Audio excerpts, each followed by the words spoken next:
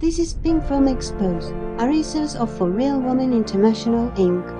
Pink Room XP exposes what goes unsaid but needs to be learned or unlearned.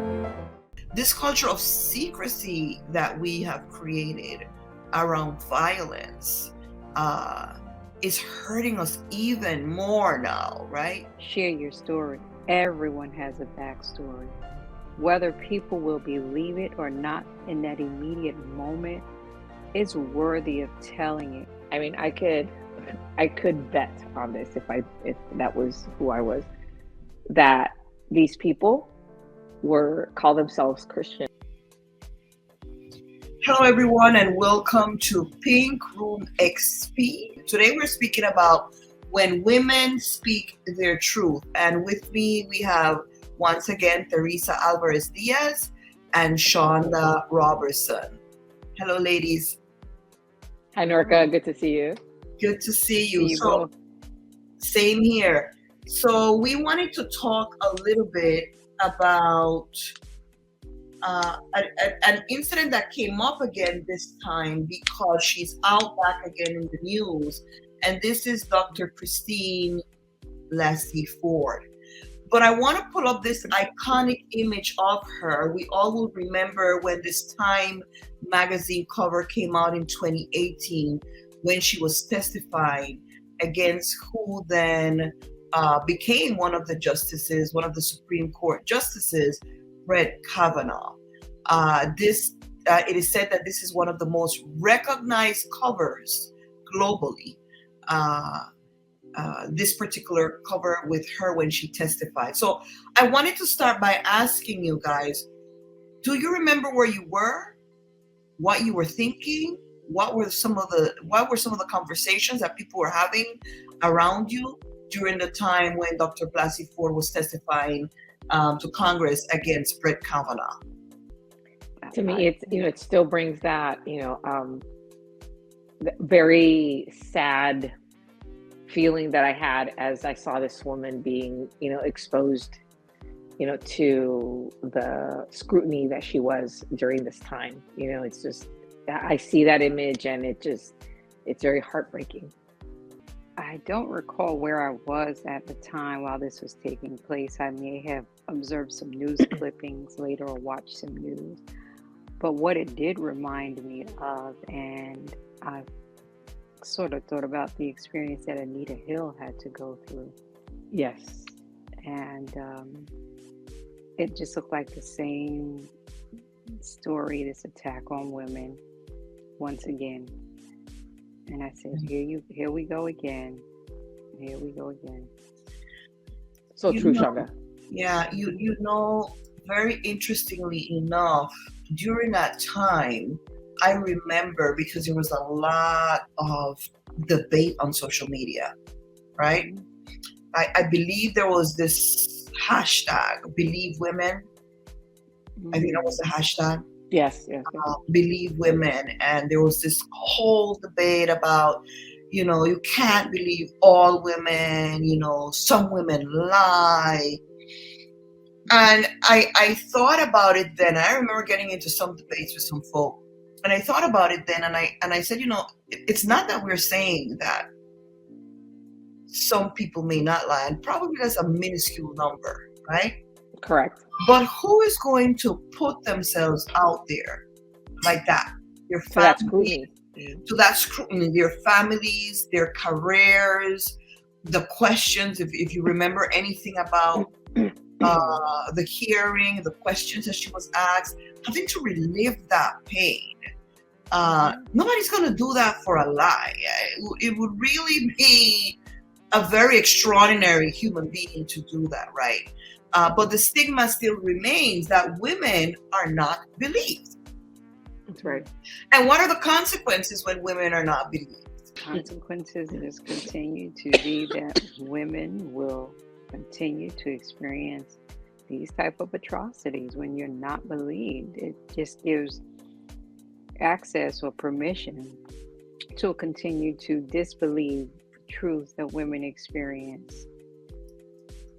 Yeah. Well, I think the consequences are just look back at history. I mean, just turn back and look at history, we have seen the consequences. Women continually suffer at the hands of men, and obviously not all men, but the reality is that historically, and when we take a look at the experience of women throughout history, it has unfortunately been a continual, experience of suffering, of undervalued as a citizen, not believed, because women, as you know, they were unfortunately dragging this woman like they dragged, Condoleezza Rice, through the mud, trying to find some just one flaw in them that would be what they hung everything on, and not take their statements as as verifiable, as accurate as true. So unfortunately, this is I think the consequences is the to answer your question is this is just historical, right? Yeah. Unfortunately. Yeah, this is such a significant point, because what we do is that we pass on, if I'm hearing both of you right, we're passing on shame, guilt, secrecy, right? Generationally. Yeah. Instead of remedying these issues where little girls and women are being taken advantage of, or being abused, or being raped, or being harassed, what we're doing is actually creating opening up a platform for this to continue to occur. Because if I tell, what happens? They're not going to believe me. They're going to something I did wrong, right? It must have been something that you were. It must have been something. I remember those debates growing up, particularly in churches, where if a woman said that she was harassed or so, oh, what did you have on? That was the first question, right? Yeah. Not looking into, this is my thing. If you go into a store and there are a lot of shiny objects, they're not yours. Exactly. You can't just pick them up and put them in your pocket because they're shiny and pretty and I deserve to have them, right? But we have taught men that they have the right to infringe, to touch, to whatever, even disparage women's bodies, and then we allow this violence to occur on women. Am I right?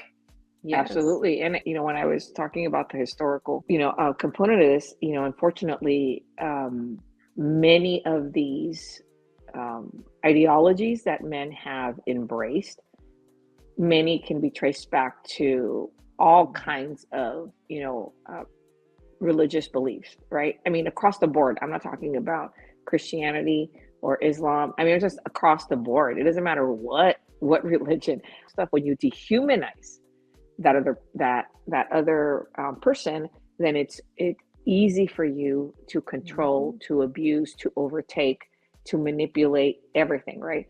Because you don't see them as a human being.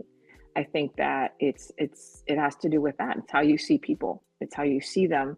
That gives you that that sense that you are able to overpower them, abuse them, and do whatever you want with them, because they're not really people. They're not as important. Yeah, and this is what I love about our conversations, right?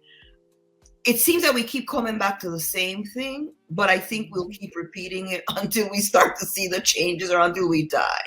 Yeah. When we have this idea anywhere in society, in church, in a family, this idea of levels of humanity, abuse will happen.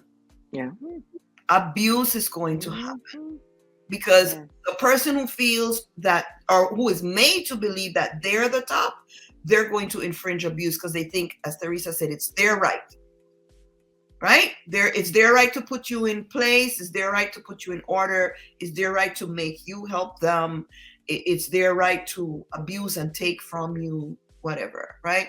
So until we get that idea clear, that we're all in the same condition as humans, I don't care who you are, where you come from, we are human first, we will always be facing this type of issues. And I think that's where, as parents, we have to teach our children that humanity, not how much they make, not even what religion they believe in, if they believe in God or not, humanity is the first order of business. And if you look back at creation story, humanity is the first order of business. I'm Shauna, jump in here.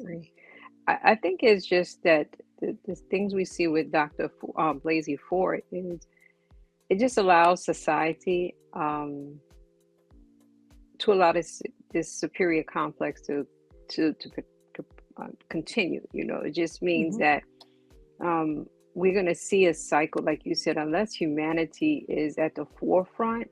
It's going to be about what did you wear, what did you do, what did you say to create these types of behaviors. And like you said, his story has in history allowed us to continue to see this superiority complex, primarily in men, primarily in white males.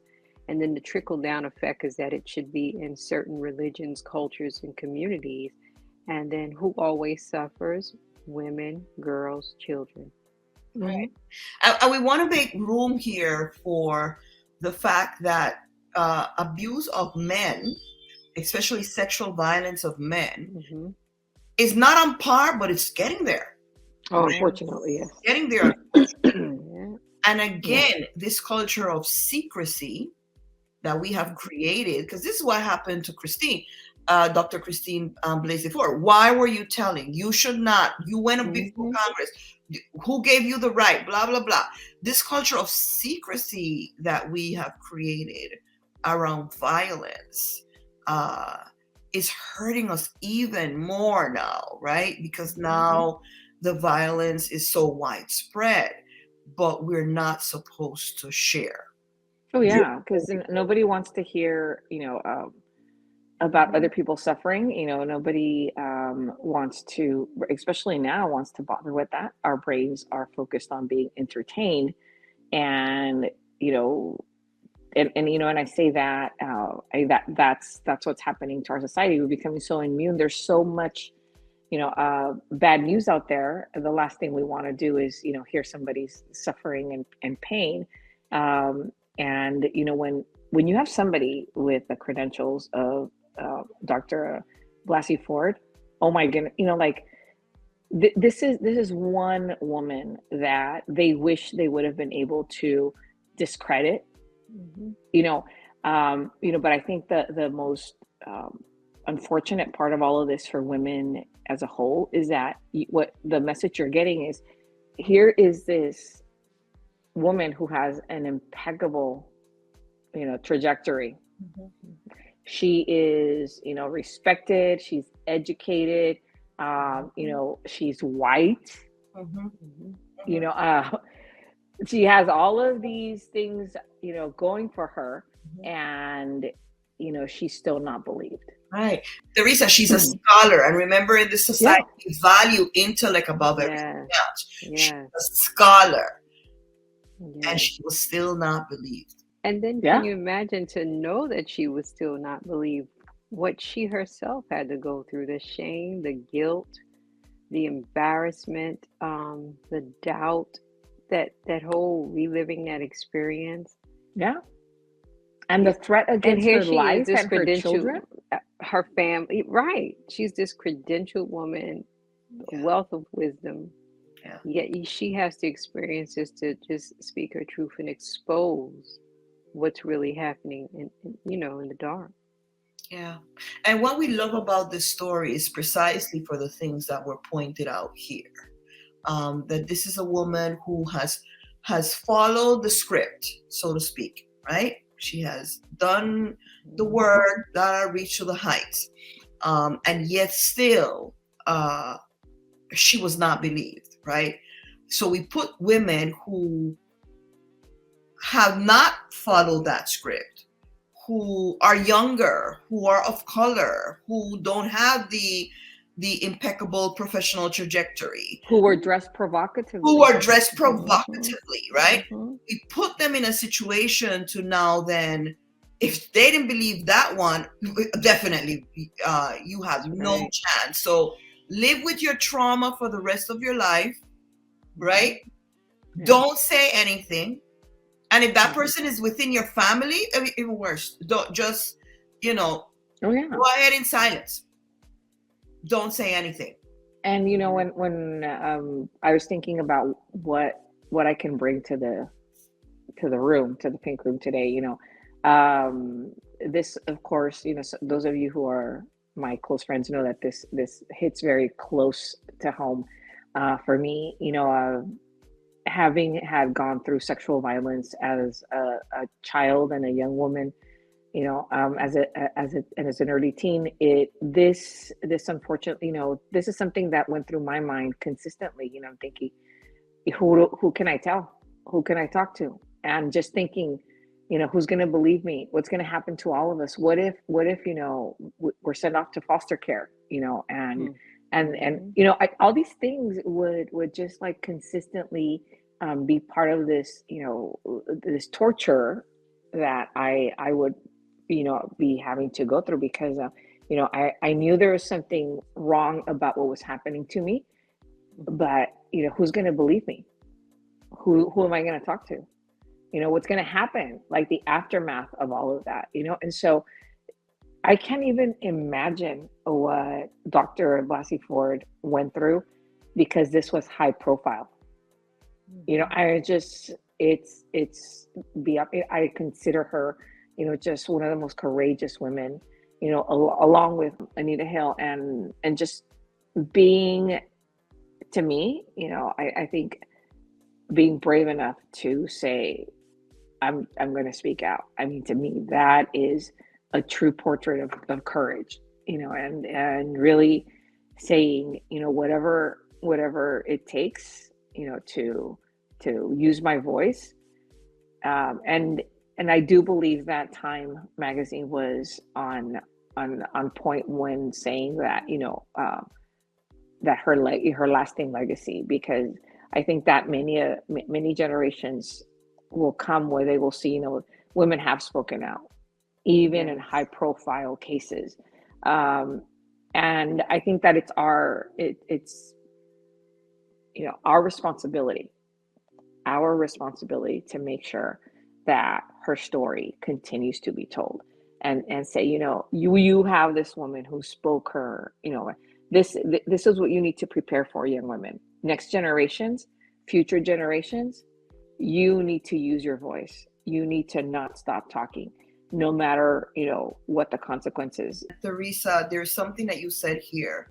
On top of living with all that, the incidents of abuse and violence upon your body, upon your mind, upon your spirit, your soul, you're now living with having to, the weight of other people, because if I say this, then what will happen to, or what is so and so going to believe, or where will we end up, or where will I end up? I just cannot imagine the additional layers of pain and suffering, right? Yeah. That comes with that. And I think that we need to look beyond that incident, which is bad by itself.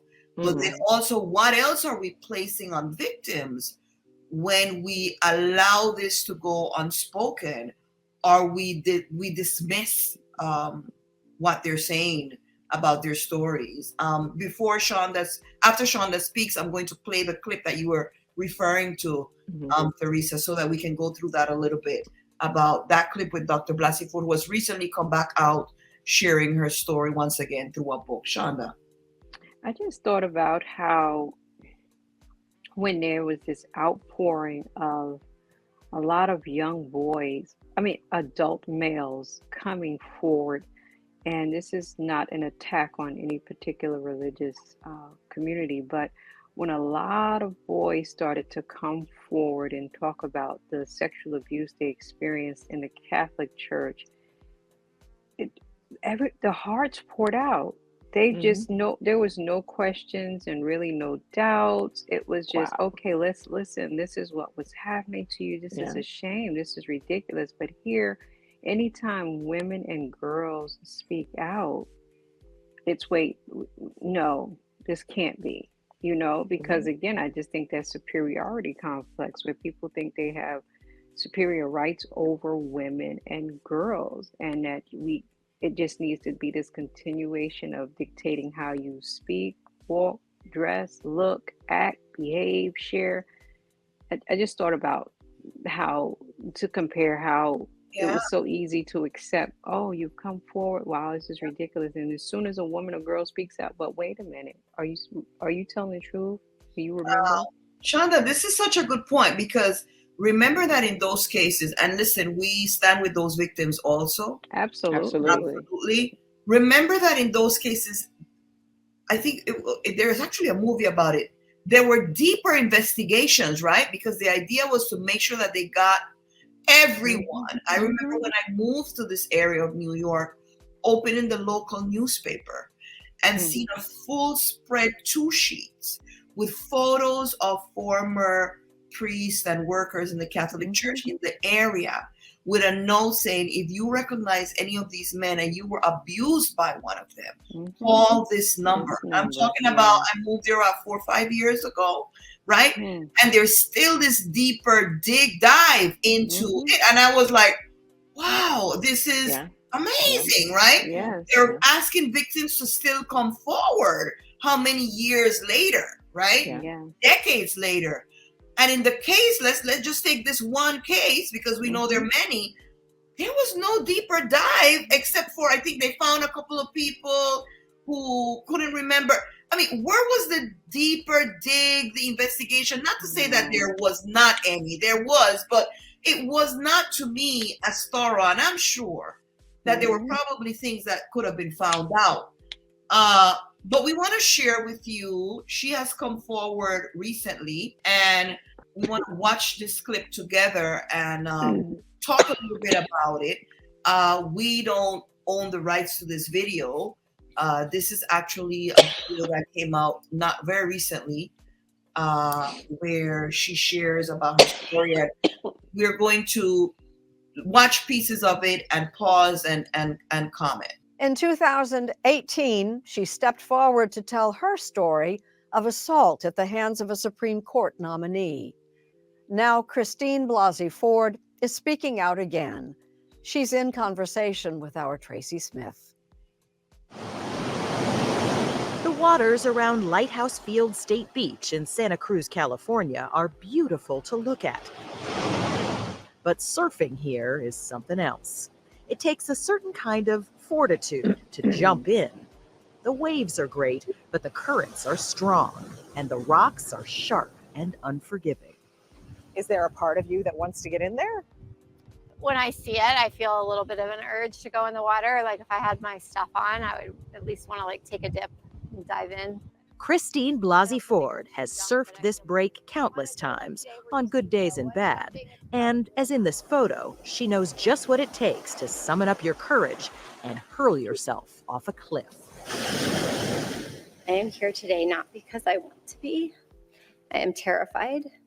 In September 2018, Ford, a PhD in psychology, a professor at Palo Alto University, and a mother of 2, jumped straight into the maelstrom of American politics. She alleged that Justice Brett Kavanaugh, who was then a nominee for a seat on the Supreme Court, had sexually assaulted her in the summer of 1982, when she was 15 and he was 17. I was pushed onto the bed, and Brett got on top of me. He began running his hands over my body and grinding into me.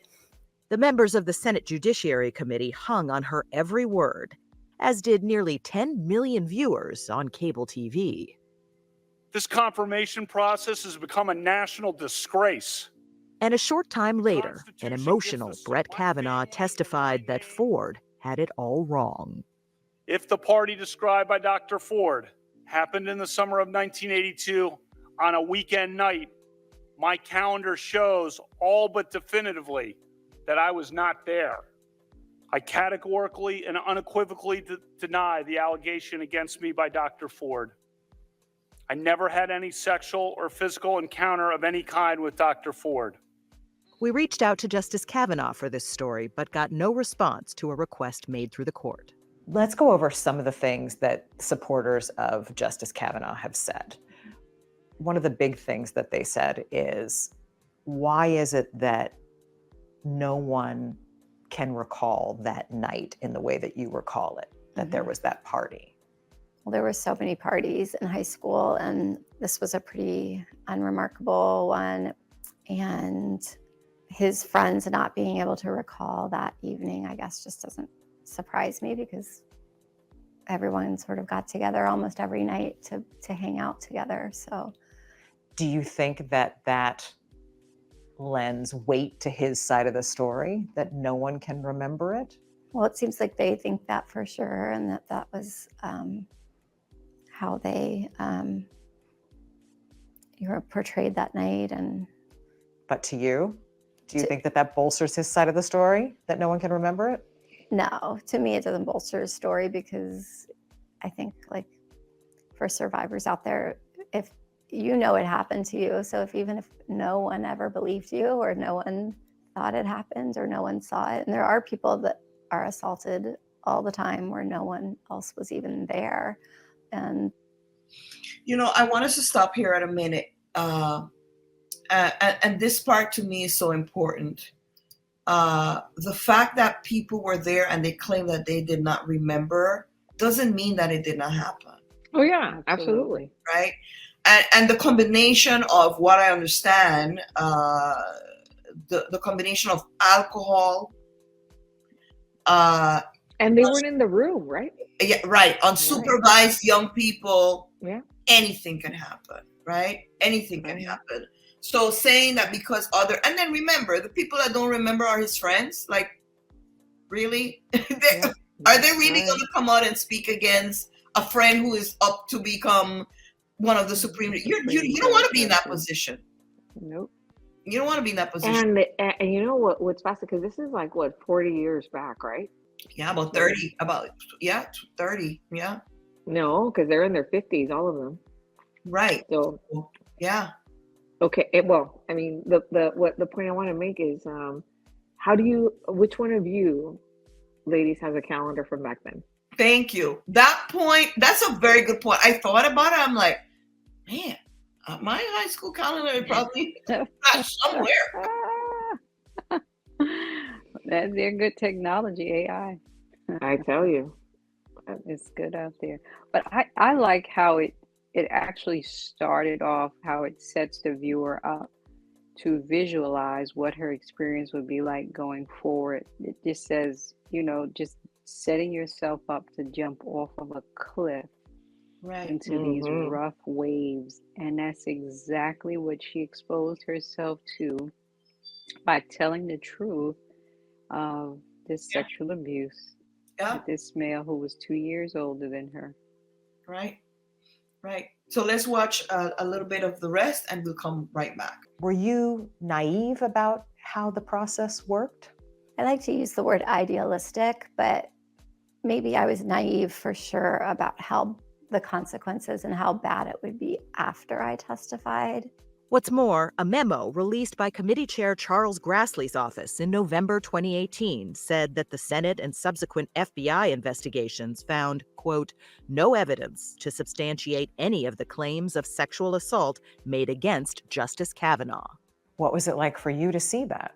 Here it goes out there, and you know there were people on television saying, look, this exonerates Justice Kavanaugh. I was devastated when that report came out. I was really, really upset. That was a really difficult period that I think was the beginning of sort of the darkest times for me. And things got dark indeed. Not only was her moment in the national spotlight deeply traumatizing, it also brought death threats credible enough to force her and her family out of their home and into a hotel for months.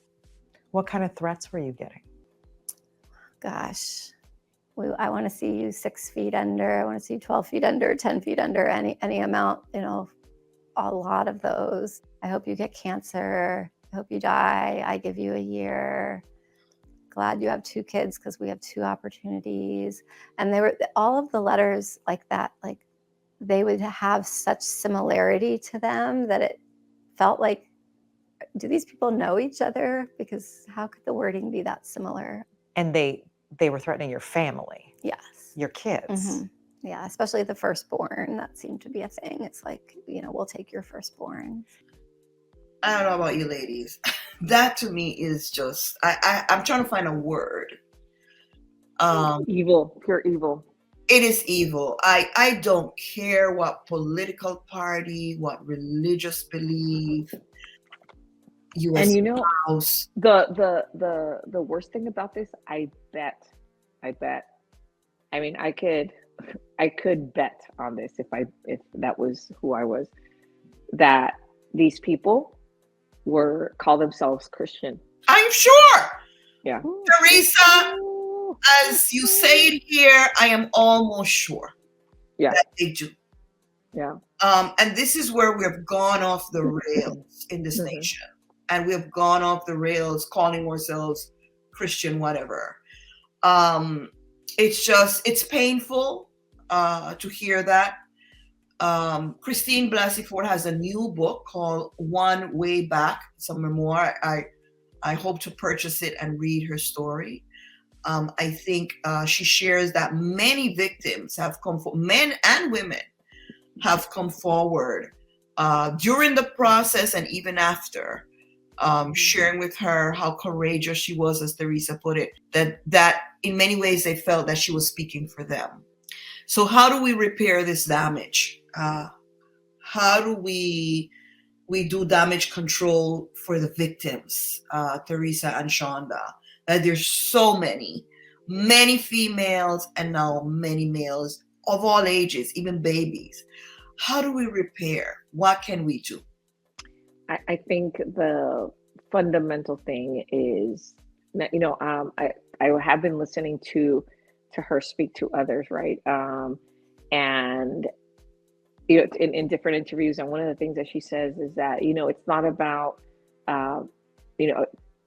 a lot of people are like, well, I believe you, and she says, would you tell a cancer patient that? Would you say, like, oh, I believe you that you're sick? No, it's not about that. It's about actually, supporting them and, being present for these, for the aftermath of all of this, right? Because that's when, it really matters, the support that's there, because saying stuff like that is not helpful. And so I found that to be very enlightening, for me, because a lot of times, we tend to see these situations as a matter of, believing or not believing. It really doesn't matter whether you believe it or not. This happened to them, right? And a lot of people can say that they don't believe it, and that's irrelevant. Their pain is there, their suffering is there. What we can do, I think, as a society is not stop talking about it. I think that is incredibly powerful, and not in a way that it's like just like, background noise. No, but actually making sure that we, consider the spectrum of suffering that humans go through, right? And not let our empathy, diminish in all of this. Yes. There's a PSA, public service announcement, in New York for their transit system that says, if you see something, say something. Right. Here, if you feel something, if you've lived something, if you know something, say something. Exactly. And we do have to encourage anybody that we encounter, speak your truth, share your story. Everyone has a backstory. Whether people will believe it or not in that immediate moment, it's worthy of telling it. We know prior to written word, it was all about the oral tradition. And we must share, we must talk, we must allow space for people to share these things and feel comfortable enough.